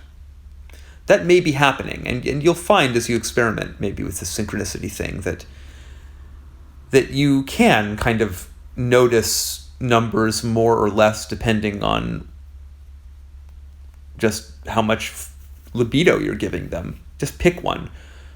Pick a really arbitrary one. 567. You know, to me that's a number that doesn't mean anything to me, you know. Pick it and see if you don't just start noticing it in the world. Yeah, you absolutely will. There is just such a thing as selection bias and sort of attention tuning and all of that stuff. You're going to need to learn how to get a really good handle on that zone, incidentally, to be able to separate it out as the background upon which actual acausal synchronistic things are taking place. In other words, actual magic is taking place. And so, in my opinion, in my little example I gave, if you wake up and you see 8:37 on the clock, and then you walk into the next room and there's like a weird story about it, because it's like a boat and they've lost shipments. It's like, it seems like there's like a kind of symbolic aspects to that or something. And they say, 8:37, shipments lost, and then you go outside and maybe you see 837 written on the license plate of a shipping company moving truck or something, you know. I mean, look, you're just gonna flip a little bit about that if you're noticing that kind of stuff, because that's all very unusual, it seems to me. And so, you know, there probably is a deep meaning to it. Part of the meaning is your unconscious is trying to get your attention. It wants you to interact with it. And it's gonna direct your attention in some very perfect, magical, weird directions, because maybe it can do that, being a non-local organ. It may happen to know that it was exactly 8:37 in the morning. How could it know that, you might think? Well, maybe it just knows that. And so it woke you up at just that time, so you would catch it. And maybe it picked the day that it was going to do that. Maybe it timed it so that it would synchronize with that news story. Maybe it knew about that in advance, or maybe it just happened, but then it knew about it as it happened because other people had watched that news report a little earlier, maybe just moments earlier. And what your unconscious was doing is it was waiting for just the right moment, and because the unconscious, perhaps it's not non-local in time, this is what I'm driving at, in other words, perhaps it's not non-local in time, perhaps it's only non-local in space, as it were. Things that other people are seeing are accessible to it. And so other people have already gotten the information that 837 things were lost on a boat, and the unconscious has been waiting for such a thing to happen, maybe for many months or years, maybe for decades, and now it's found it. And it's going to seize on it. And so it says, oh, perfect. It's almost 8:37 in the morning, and this news story just happened, and I know that this truck, that, you know, Bob's truck, because it's Bob's unconscious, who's this truck driver, he knows his license plate number, and he knows his route, and because we're all connected in the unconscious knows it. It says, and I know that this timing is going to work out, and it sets up the whole string for you like a dream. And it's gone through a huge effort to spill a dream into your waking life so that you'll get the message that you have to enter the dream world again. It's not even going to wait around now. It's been waiting. And you've been denying maybe your shamanic calling. And so now this thing is just going to explode out into the world to greet you. And maybe it'll do that with a funny number. It will probably do it in many impressive ways. And now look, I just was trying to give there a kind of an example of explanations that we could form about how these things happen that don't necessarily include the entire kitchen sink, as it were. We don't have to go to the unconscious moves backwards and forwards in time. However, I believe that it does. Because things have happened to me that cannot be explained, in my opinion, any other way. The unconscious not only has access to sort of the sum total psychic state of humanity at any given moment, and many precise pieces of information within that, it also seems to be able to scrub through that total system state, freely through time. And that's how it can make something like the constellation, which I think is precisely a big shamanic outreach program. This entire 9/11 precognition thing, 9/11 synchronicity thing, it's a thing that's really happening, and it is in fact the dream spilling into history. So it is a collective individuation of some kind. It's not clear how large. It may just be a large community of shamans activating all at once. I would still say, in my opinion, the syncbook.com is really the home. So that gets very much to this business of home being kind of an issue in my chart. I don't have a home. Like, there's no Cancer energy in my system. It's completely glued over in this other space. Well, look, I don't know if that's like a sound astrological interpretation. In fact, I'm quite sure it isn't. I'm just kind of riffing off the shape of this chart, and what I have here is it's just like there's kind of a gap over here. And so the Sync book really is a home for some kind of a new shaman. If you're a video shaman in particular, I think there's no other place. Like, there's just no one else doing any kind of work like this, so that I know of. So if you're practicing alchemy with displays, i.e., if you're noticing funny numbers in films or other funny symbolic things in films or just pop visual media or whatever it is, really, you should check out thesyncbook.com. That's the place where we're doing that kind of stuff. And I was going to say, here's my issue. The sun it's barely in there. It's so close to Scorpio. And I know that there are many conflicting attitudes about whether or not cusp realities are a real reality or not. But gosh, that's really close. And then Scorpio is the MC there. And is it midheaven or midhaven? See, I really don't know anything about astrology. This defines your legacy, I believe. It's what you're going to be remembered for and kind of the lasting impact that you're going to make on the world. And for me, that is Scorpio. Water sign. Libra is air. So I'm about some area where water and air conjoin. Scorpio is a deep emotional sign. I often say it's kind of the gothiest sign. Look at it there. It's a little stinger. And then Libra is this big, it almost looks like a mother about to embrace you or something. It's the scales, of course. That's what that designates. But it just has this feeling of it's going to embrace you, and it's all about balance and fairness and all of this. Meanwhile, Scorpio is kind of rather more. It's gonna sting you if it doesn't like you, or maybe just because even it's a little nasty. That's giving Scorpios a very bad rap. Of course, it's not really like that. It's just a deep emotional sign primarily. And you can see I have quite a stellium there. Pluto is there. Pluto is slow.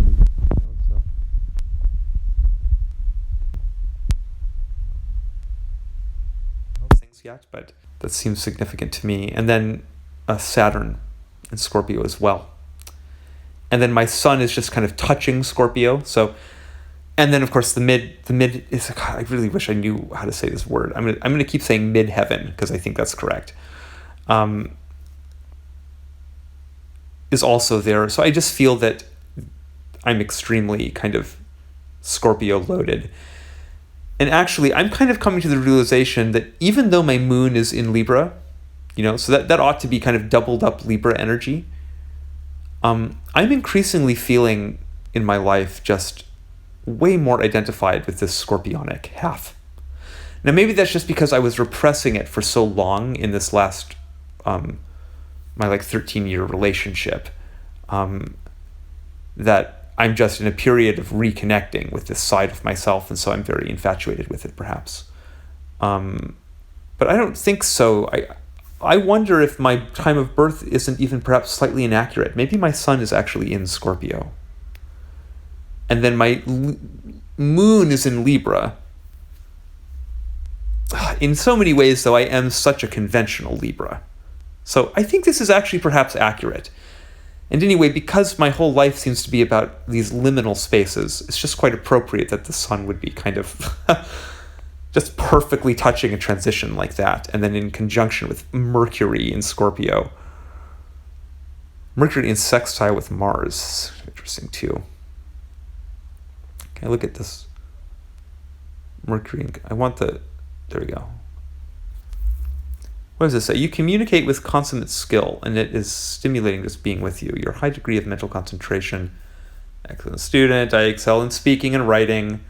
All types of communication is all, obvious. Yeah.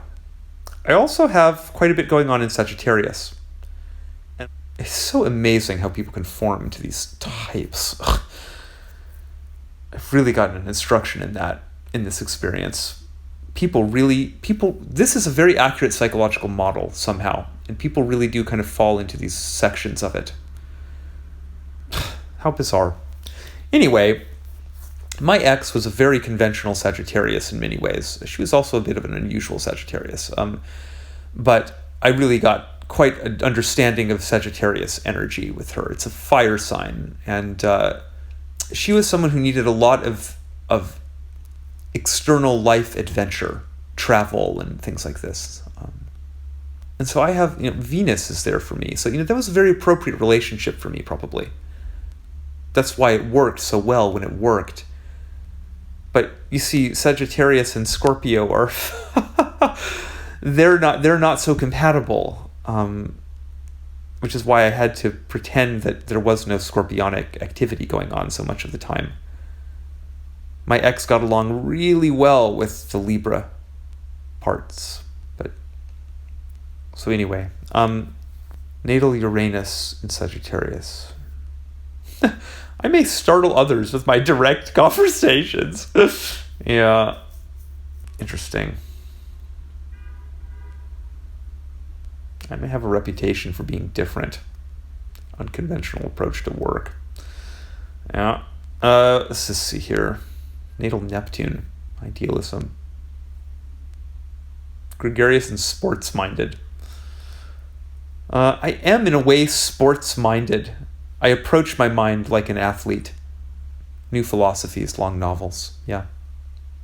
I dream of a world where unity and harmony are reality. It's quite true. Boy, we're not in that world.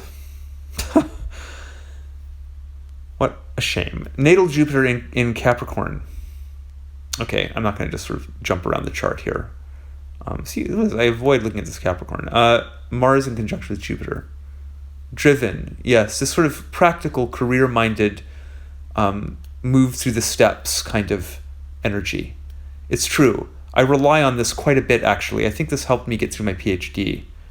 I just want to look at the planet here. This is being a little hard to select. Hey, look, perhaps leading to a career in music, mysticism, or the arts. Yeah, well, this is just really me, I guess. Is my Chiron really in Gemini? Right. That pertains to the wounded healer, I believe. I'm not going to pay these people for their pack. Maybe I will at some point. I do like this app. But anyway, I said I wanted to address this idea about opposites. Because there's an idea out there that opposites attract, that maybe you want to be with someone who's really different from you so that they can kind of balance you out. I think that that's probably a very true thing. Of course, there are many subtle ways in which people can balance each other out. It's not always clear initially, how that is or isn't going to happen. For me, I've kind of tried to get myself into a place where I can relate to and draw on any of the sort of zodiacal energy centers. Even though my planets are all concentrated up here, we all partake of all these energies. This is kind of the full psyche here, I would say. Like, thinking about this as a psychological model now, the total circle is the psyche. We all have Gemini aspects. We all have Cancer aspects. We all have Virgo aspects and Pisces aspects, Taurus, and all these different things. But they're emphasized in different ways. And so the places where you have planets are just especially emphasized aspects for you, that's all. I've worked very hard in the shamanic sense to become a well-rounded individual. I can see the Gemini side of an issue. I can see the Aquarian side of the issue. I can see the Sagittarian side, and so on, And I can muster approaches and responses and behaviors. I can say, I'm going to approach this situation in a Taurian way. And, maybe that's what I'm actually not so familiar with or something even. But because of that, I'm not sure if I'm looking for someone anymore who's really an opposite to me. I'm rather looking for someone else who's very integrated and multi-colored, as it were. I'm looking for someone who, like me, can see out any of those windows and kind of routinely tries to see throughout many of them. I'm just kind of running around between all these windows often. Like, it's like just part of the shamanic thing, maybe. And also part of what allows me to be a very good Libra and relate to and balance, many sorts of people and situations and so on. I've learned how to, and it's actually just quite instinctual for me. I just know what people need to feel okay in a situation, for instance. I will often do a lot of diplomatic running around between people to kind of keep a social situation running harmoniously or things like that. And in the end, of course, that's what my entire relationship became. My sort of big Sagittarian relationship. It was like, it just became hugely me mediating between Sagittarius and Scorpio, as it were. Mediating between her Sagittarian sun and my Scorpio, all whatever this weirdness is, cuspiness. Gosh, my moon in the 8th house, incidentally, ingratiating and inscrutable. That is quite true. See that? I went right for the negative one. It just showed me all these nice things about myself and I ignored it. It's like, oh God, I'm inscrutable. What about the part where it says I'm charming and gracious? We have to recognize that too. They don't say it there. Maybe they want a pack for that, but it also is a very strong indicator of something to do with the occult, and also probably a very strange sexuality. So if you're a person out there with a moon in the 8th house, yeah, I relate. And so I think that probably when it comes to human relationships, what makes a good match or a good mate is going to be very dependent on your level of psychic integration. I think that when you're less integrated and you have not gone through, say, I'm going to make this seem more binary because it's easier to talk about, but really there are just so many levels you can be at with this, more or less individuated, It's not really you are or you aren't. And it seems to be a never-ending spiral process, so we never stop growing. That's basically what that is just saying. But so individuation, I'm going to make it seem binary now and say that you can have an experience which is going to be a big mythic experience in your head and maybe not in your head, wink, wink,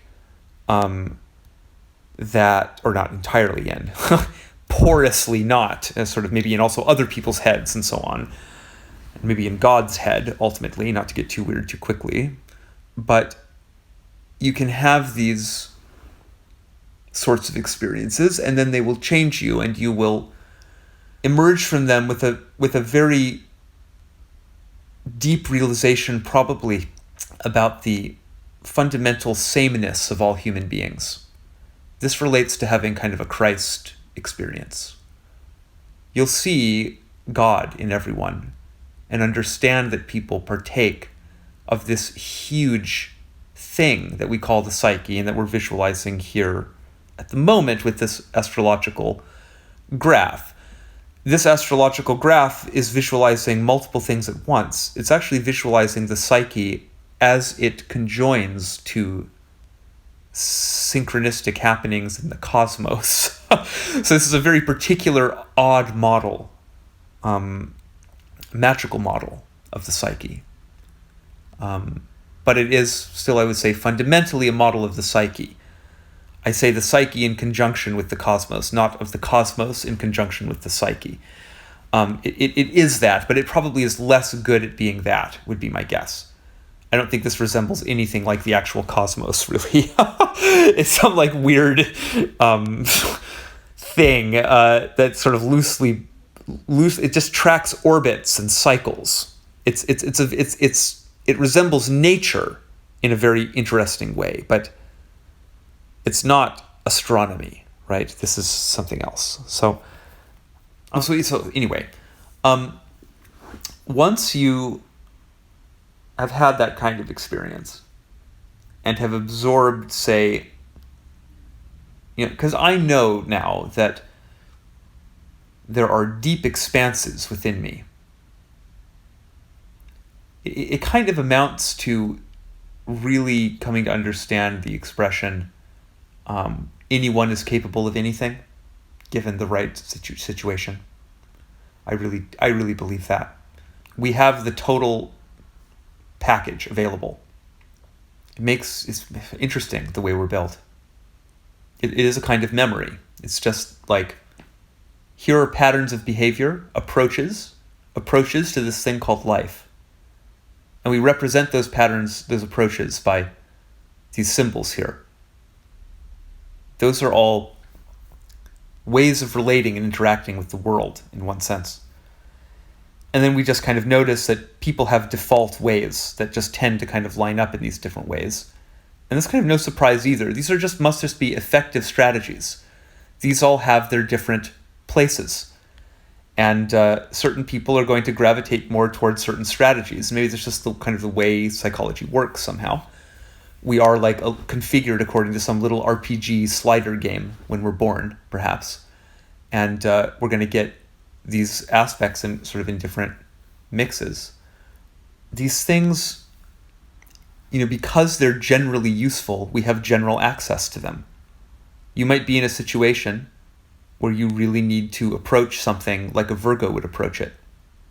And if you haven't individuated very much, and all that you can see is your Cancer perspective, or your Leo perspective, you're limited unnecessarily, because you do actually have a Virgo approach dwelling within you.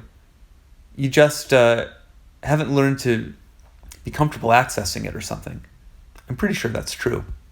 So because of that, I think that this notion of finding a partner that exists in primary compensation to one's own shortcomings and so on, it's something that becomes less, I'm sure that remains true forever. That's still important to me, of course. I don't want to be with someone who's exactly identical to me. First of all, I've never met anyone like that, ever.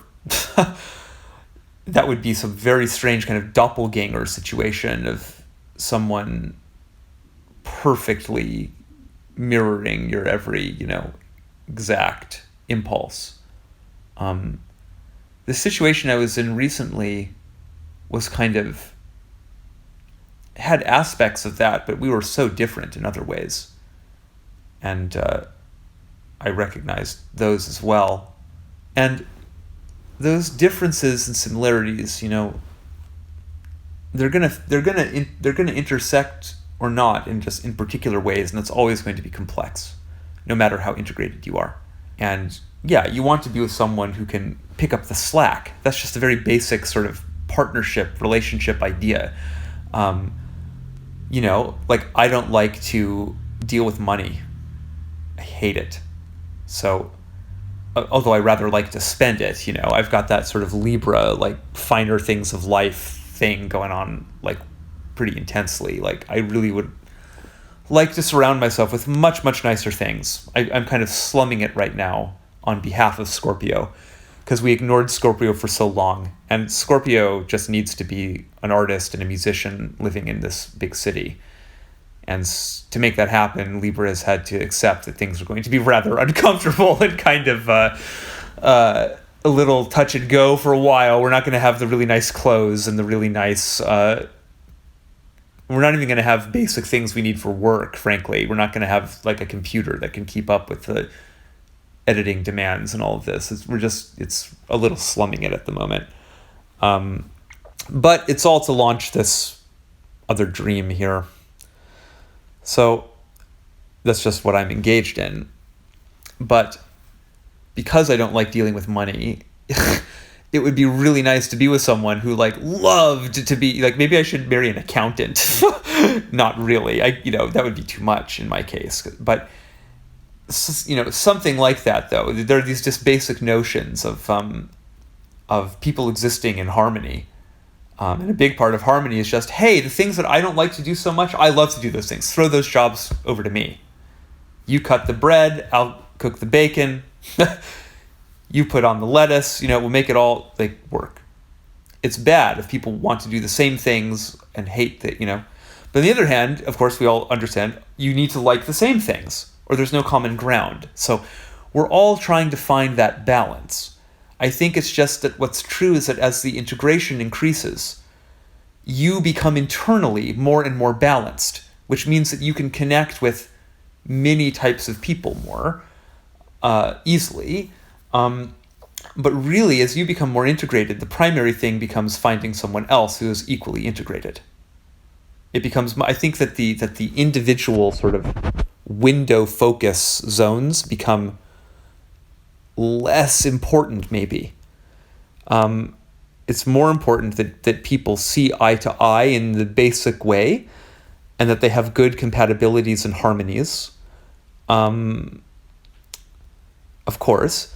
But as you're more individuated, you're also going to be able to overcome the incompatibilities that nevertheless exist with increasing ease. And that's kind of the situation. I think, more or less to the best of my ability to describe it. So that also means, by the way, that as you individuate, and I guess I've been using that word here a lot and not really explaining what that means. It's a Jungian term. It really is, I think, Jung's term for kind of dipping into the pools of madness every now and then and growing as a result of that. It's a shamanic view of human growth.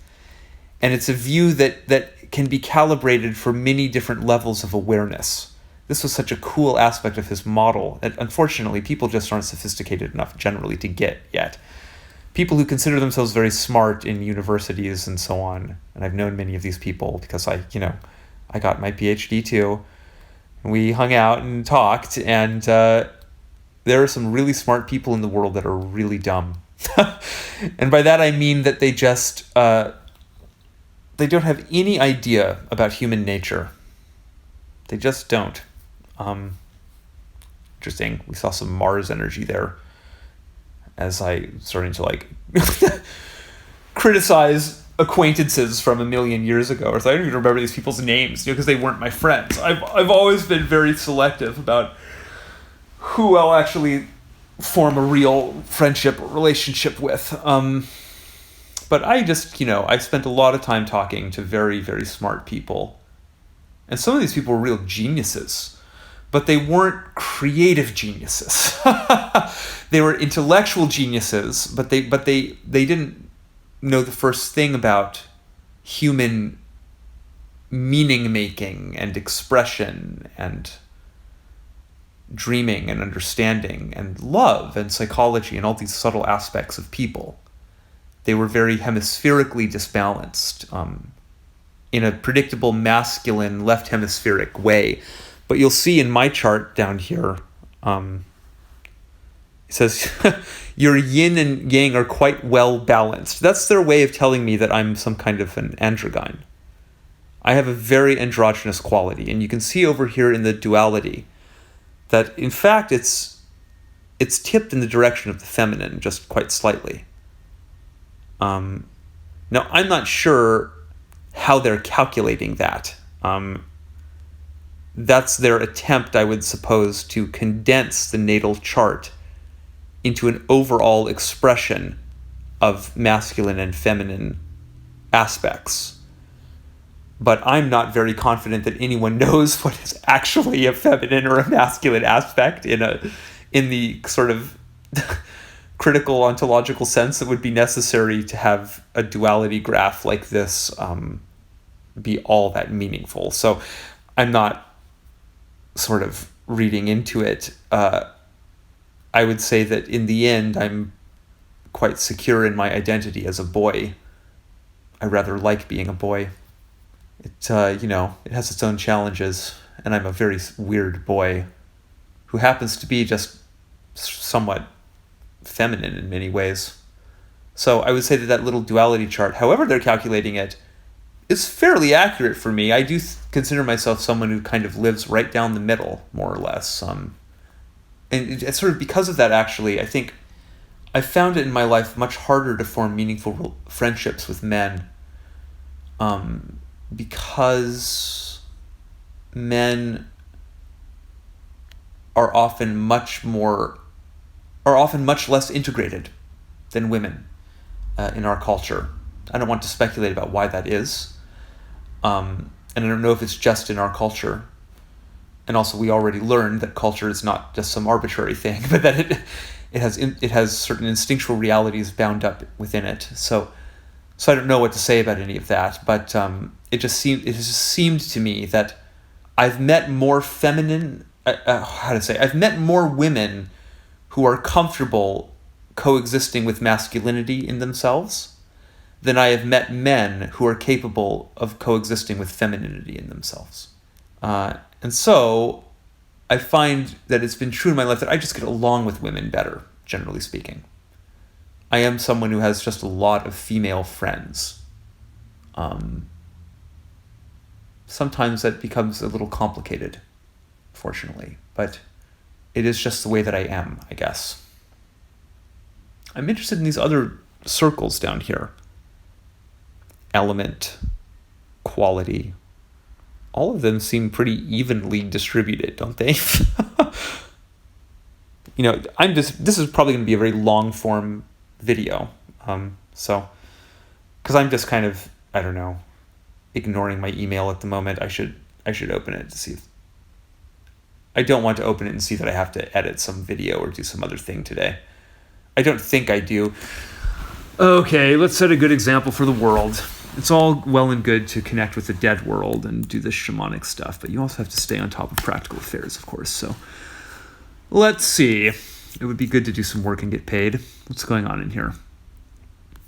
No, there is nothing new in here. Great, which means I really can sit around in my pajamas today and just talk to my 6th century tribe all day. I saw 2 likes on my last video, and that made me really happy. So whoever's watching and dropping likes, even if you're not really watching, even if you're just kind of like dropping in for like 30 seconds to see like, okay, good, this guy's alive and seems to not be like completely fucked or whatever. Gosh, this has been left like this again. Sorry, I'm getting food because I'm hungry now.